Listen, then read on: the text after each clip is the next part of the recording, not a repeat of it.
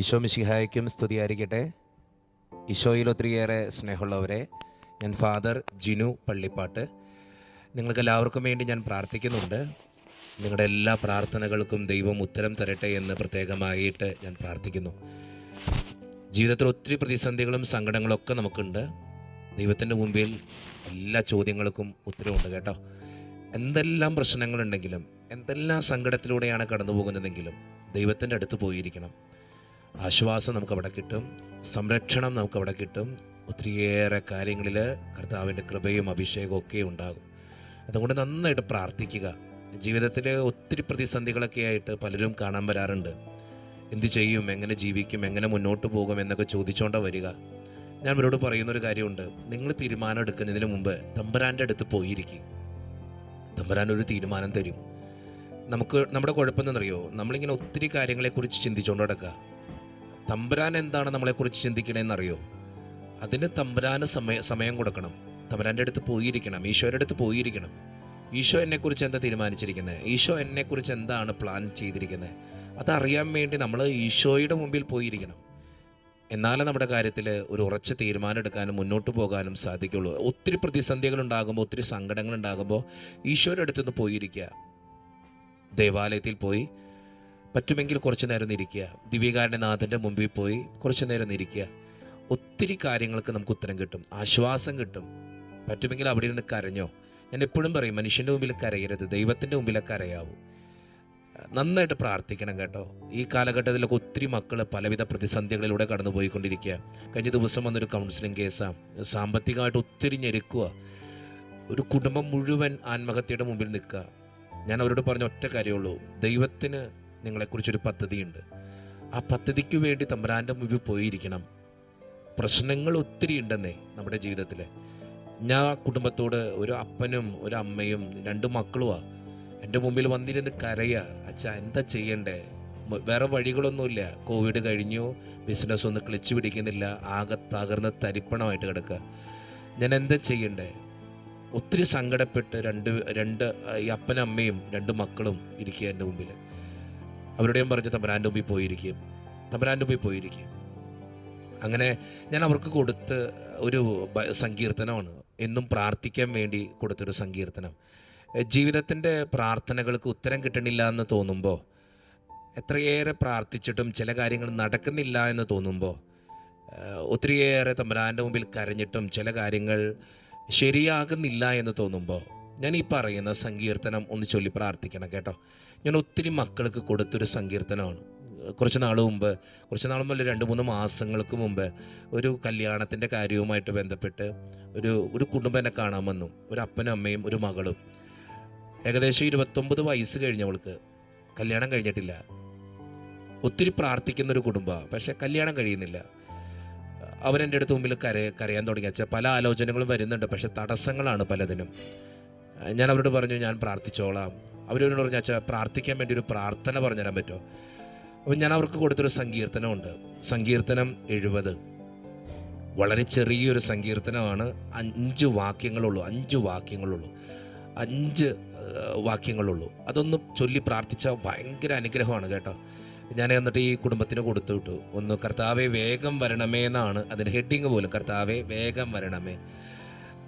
ഞാൻ അവർക്ക് കൊടുത്തു വിട്ട് കഴിഞ്ഞിട്ട് ഇപ്പോൾ ആ കൊച്ചിൻ്റെ കല്യാണം ഉറപ്പിച്ചു. ഈ നോമ്പ് കഴിയുമ്പോൾ കല്യാണമാണ്. 2-3 മാസങ്ങൾക്ക് മുമ്പ് എൻ്റെ മുമ്പിൽ വന്ന ഒരു കുടുംബമാണ്. അതുപോലെ തന്നെ ഈ കുടുംബത്തിനോടും ഞാൻ പറഞ്ഞില്ലേ, കടബാധ്യത മൂലം വന്ന ഒരു കുടുംബം. ആ കുടുംബത്തിന് കൊടുത്തിരിക്കുന്ന സങ്കീർത്തനം ഇതാ. ഞാൻ അവരോട് പറഞ്ഞിത്രയേ ഉള്ളൂ, എല്ലാ ദിവസവും ഈ സങ്കീർത്തനം ചൊല്ലി പ്രാർത്ഥിക്കണം. എത്ര നേരം ചൊല്ലാൻ പറ്റുമോ അത്രയും നേരം. ചിലപ്പോൾ ജോലിക്ക് പോകുമ്പോഴാണ്. 5 വാക്യങ്ങളുള്ളൂ. ആ 5 വാക്യങ്ങൾ കാണാപ്പടം പഠിക്കാവുന്നതുള്ളൂ അല്ലേ. ഞാൻ അവരോട് പറഞ്ഞത്രയേ ഉള്ളൂ, 5 വാക്യങ്ങൾ കാണാപ്പടം പഠിക്കുക. വളരെ അർത്ഥവത്തായ, നമ്മുടെ പ്രാർത്ഥനകൾക്ക് ഉത്തരം തരുന്ന രീതിയിലുള്ള ഒരു പ്രാർത്ഥന, അത്രയ്ക്ക് ശക്തിയുള്ളൊരു പ്രാർത്ഥന. ഇത് ബൈബിളിലെ പ്രാർത്ഥന തന്നെയാണ് കേട്ടോ.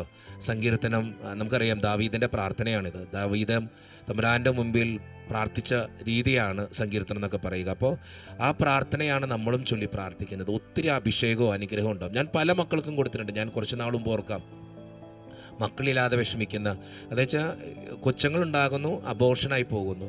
2-3 പ്രാവശ്യം അബോർഷനായിപ്പോയി, 3 പ്രാവശ്യം അബോർഷനായിപ്പോയി.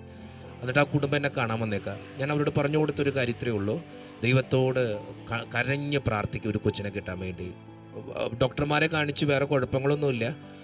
അവരോട് അവരെൻ്റെ മുമ്പിലൊന്ന് കരഞ്ഞപ്പോൾ എന്നോട് ചോദിച്ചൊരു ചോദ്യം ഇത്രയേ ഉള്ളൂ: അച്ഛാ, ഇത്രയും കുഞ്ഞിന് വേണ്ടി ഞങ്ങൾ കരഞ്ഞിട്ടുണ്ട്, പിന്നെ എന്താ ദൈവം ഇടപെടാത്ത? എന്താ ഞങ്ങളുടെ ജീവിതത്തിലേക്ക് തമ്പുരാൻ വരാത്ത? എന്താ ഞങ്ങൾക്കൊരു കൊച്ചിനെ തരാത്ത ദൈവം? ഞാൻ അവർക്ക് പറഞ്ഞു കൊടുത്തൊരു പ്രാർത്ഥന ഇതാ. ഇന്ന് ആ കുടുംബം പ്രാർത്ഥിക്കുന്നുണ്ട്. അങ്ങനെ കടബാധ്യത അനുഭവിക്കുന്നൊരു കുടുംബത്തിന്, കുറച്ച് വർഷങ്ങൾക്ക് മുമ്പ് എൻ്റെ അടുത്ത് വന്നൊരു കുടുംബത്തിന് വേണ്ടി ഇന്ന് ആ കുടുംബം വളരെ സന്തോഷത്തോടു കൂടെ ജീവിക്കുക ഈ പ്രാർത്ഥന ചൊല്ലിയിട്ട്. വളരെ ശക്തിയുള്ളൊരു പ്രാർത്ഥന, വളരെ അനുഗ്രഹമുള്ളൊരു പ്രാർത്ഥന. ഈ പ്രാർത്ഥന ഞങ്ങൾ ചൊല്ലി പ്രാർത്ഥിക്കണം കേട്ടോ.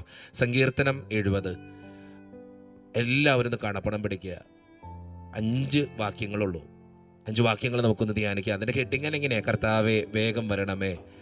വളരെ സുന്ദരമായ ഒരു പ്രാർത്ഥന. തുടങ്ങുന്നത് ഇങ്ങനെയാണ്: ദൈവമേ എന്നെ മോചിപ്പിക്കാൻ ദയ തോന്നണമേ. കർത്താവേ എന്നെ സഹായിക്കാൻ വേഗം വരണമേ. എന്തെല്ലാം തടസ്സങ്ങളോ ബുദ്ധിമുട്ടുകളോ പാപബന്ധനങ്ങളോ ഉണ്ടെങ്കിൽ കർത്താവിനോട് നമ്മൾ പ്രാർത്ഥിക്കുക: ദൈവമേ എന്നെ മോചിപ്പിക്കാൻ ദയ തോന്നണമേ. എന്തെങ്കിലും കുരുക്കുകളാണെങ്കിൽ, തടസ്സങ്ങളാണെങ്കിൽ അതിൽ നിന്ന് മോചനം കിട്ടാൻ വേണ്ടി നമ്മൾ പ്രാർത്ഥിക്കുക. ദൈവമേ എന്നെ മോചിപ്പിക്കാൻ ദയ തോന്നണമേ. കർത്താവെ എന്നെ സഹായിക്കാൻ വേഗം വരണമേ. പാപത്തിൻ്റെ ബന്ധനങ്ങളുടെ, തടസ്സങ്ങളുടെ, കെട്ടുകളുടെയൊക്കെ ആ ബുദ്ധിമുട്ടിൽ നിന്ന് മോചനം ലഭിക്കാൻ വേണ്ടി നമ്മൾ പ്രാർത്ഥിക്കുക.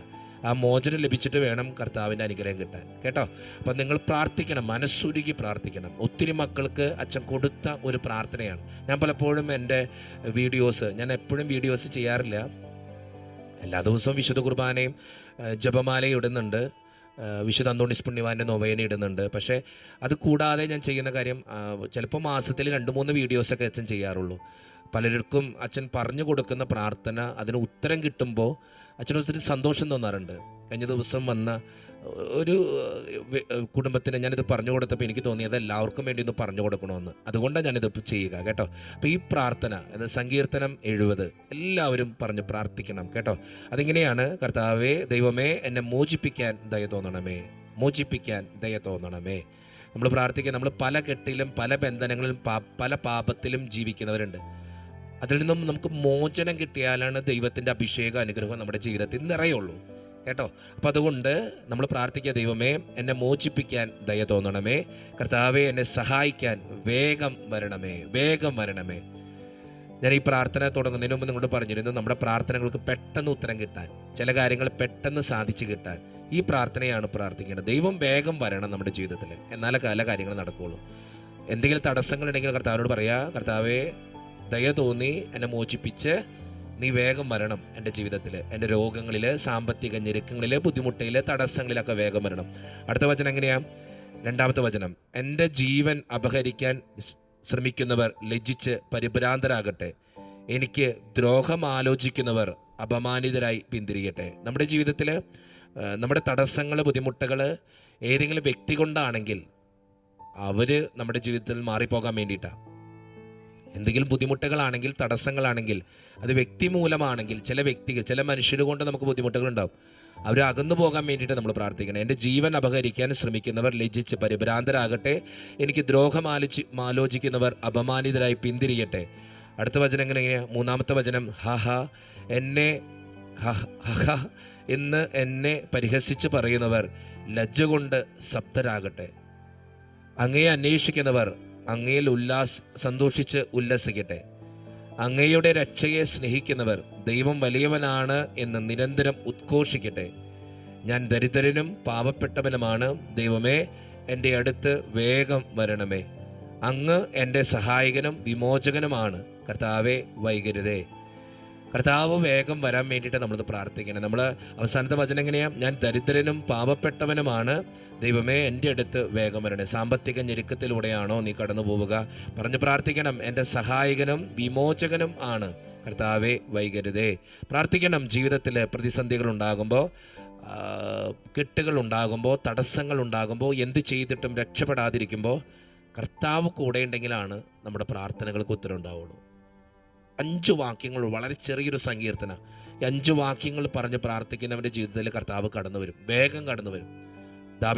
ദാവീദ് രാജാവ് തൻ്റെ ജീവിതത്തിലെ അവസ്ഥകളെ ഓർത്ത് കർത്താവിനെ നിലവിളിച്ചതുപോലെ നിൻ്റെ ജീവിതത്തിൻ്റെ അവസ്ഥകളെ ഓർത്ത് നീ നിലവിളിച്ച് പ്രാർത്ഥിച്ചാൽ ദൈവത്തിൻ്റെ അഭിഷേകം ഉണ്ടാകും, അനുഗ്രഹം ഉണ്ടാകും, കൃപയുണ്ടാകും. അതുകൊണ്ട് സ്നേഹം നിറഞ്ഞവരെ, നിങ്ങളുടെ ജീവിതത്തിൽ വേഗം കാര്യങ്ങൾ നടക്കണമെന്നുണ്ടെങ്കിൽ നമുക്ക് ഈ സങ്കീർത്തനം പറഞ്ഞത് പ്രാർത്ഥിക്കാം. കർത്താവേ വേഗം വരണമേ, കർത്താവേ വേഗം വരണമേ. ജീവിതത്തിൻ്റെ ഏത് പ്രതിസന്ധിയിലാണെങ്കിലും ഓർക്കുക, കർത്താവിൻ്റെ കരങ്ങളിൽ ഉത്തരവുണ്ട്. നിൻ്റെ രോഗമാണെങ്കിലും സാമ്പത്തിക ഞെരുക്കാണെങ്കിലും പഠനത്തിനുള്ള ബുദ്ധിമുട്ടാണെങ്കിലും പഠിച്ചിട്ട് കിട്ടാതിരിക്കുന്ന അവസ്ഥയാണെങ്കിലും ജീവിതത്തിലെ ചില ക്ലേശങ്ങളാണെങ്കിലും തടസ്സങ്ങളാണെങ്കിലും കെട്ടുകളാണെങ്കിലും എന്താണെങ്കിലും കർത്താവിൻ്റെ കയ്യിൽ ഉത്തരവുണ്ട്.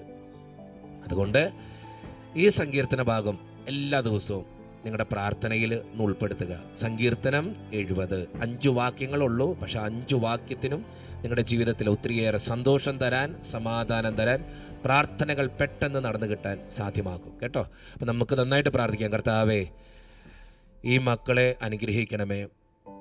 ഈ വീഡിയോ കണ്ടുകൊണ്ടിരിക്കുന്ന ഓരോ മക്കളിലേക്കും നിൻ്റെ കൃപയും അഭിഷേകവും അനുഗ്രഹവും ചൊരിയണമേ. പ്രത്യേകമായിട്ട് ഓരോ നിയോഗങ്ങൾക്ക് വേണ്ടി പ്രാർത്ഥിക്കുന്ന, വിവാഹം നടക്കാൻ, ജോലി കിട്ടാൻ, അഡ്മിഷൻ കിട്ടാൻ, പല കാര്യങ്ങളും സാധിച്ചു കിട്ടാൻ പ്രാർത്ഥിക്കുന്ന ഓരോ മക്കളുടെ ജീവിതത്തിലേക്കും കർത്താവേ നീ വേഗം വരണമേ. കരയുന്ന ഈ മക്കളുടെ കണ്ണീരൊപ്പാൻ നീ വേഗം വരണമേ. വേദനയ്ക്ക് ഈ മക്കളുടെ കണ്ണീരൊപ്പാൻ നീ വേഗം വരണേ. കർത്താവേ, ഈ മക്കൾക്ക് വേണ്ടി ഞാൻ പ്രാർത്ഥിക്കുന്നു. എൻ്റെ ജീവിതത്തിൻ്റെ എല്ലാ ശ്രേഷ്ഠതയും വെച്ച്, അങ്ങ് ഏൽപ്പിച്ച പൗരോഹിത്യത്തിൻ്റെ എല്ലാ ശ്രേഷ്ഠതയും വെച്ച്, ഇന്ന് വരെ അർപ്പിച്ചിട്ടുള്ള വിശുദ്ധ കുർബാനയുടെ എല്ലാ മഹത്വവും വെച്ച് ഞാൻ ഈ മക്കൾക്ക് വേണ്ടി പ്രാർത്ഥിക്കുന്ന ഈ നിമിഷം ദൈവമേ, സ്വർഗം തുറന്ന് ഈ മക്കളെ ഓരോരുത്തരെയും അനുഗ്രഹിക്കുകയും വിശുദ്ധീകരിക്കുകയും ചെയ്യണമേ. ഈ വീഡിയോ കേട്ടുകൊണ്ടിരിക്കുന്ന ഓരോ മക്കളിലേക്കും, ഈ വീഡിയോ ഷെയർ ചെയ്യുന്ന ഓരോ മക്കളിലേക്കും നിൻ്റെ കൃപയും അഭിഷേകവും അനുഗ്രഹവും നീ ചൊരിയണമേ. ഈ മക്കളുടെ പ്രാർത്ഥനകൾക്ക് നീ പെട്ടെന്ന് ഉത്തരം കൊടുക്കണമേ. എന്തെങ്കിലും തടസ്സങ്ങളോ ബുദ്ധിമുട്ടുകളോ ഉണ്ടെങ്കിൽ നീ മായ്ച്ചു കളയണമേ. നിൻ്റെ പരിശുദ്ധാത്മാവിൻ്റെ അഭിഷേകത്താൽ ഈ മക്കളെ ഓരോരുത്തരെയും നീ നിറച്ച് അനുഗ്രഹിച്ച് വിശുദ്ധീകരിച്ച് അഭിഷേകം കൊണ്ട് നിറയ്ക്കണമേ. നമ്മുടെ കർത്താവായ ഈശോ മിശിഹായുടെ കൃപയും പിതാവായ ദൈവത്തിൻ്റെ സ്നേഹവും പരിശുദ്ധാത്മാവിൻ്റെ സഹവാസവും എന്നും നിങ്ങളുടെ പ്രാർത്ഥനകളിലും നിങ്ങളുടെ ജീവിതത്തിൻ്റെ എല്ലാ ആവശ്യങ്ങളിലും നിങ്ങളുടെ കൂടെ ഉണ്ടാകട്ടെ, ഇപ്പോഴും എപ്പോഴും എന്നേക്കും. ആമേൻ.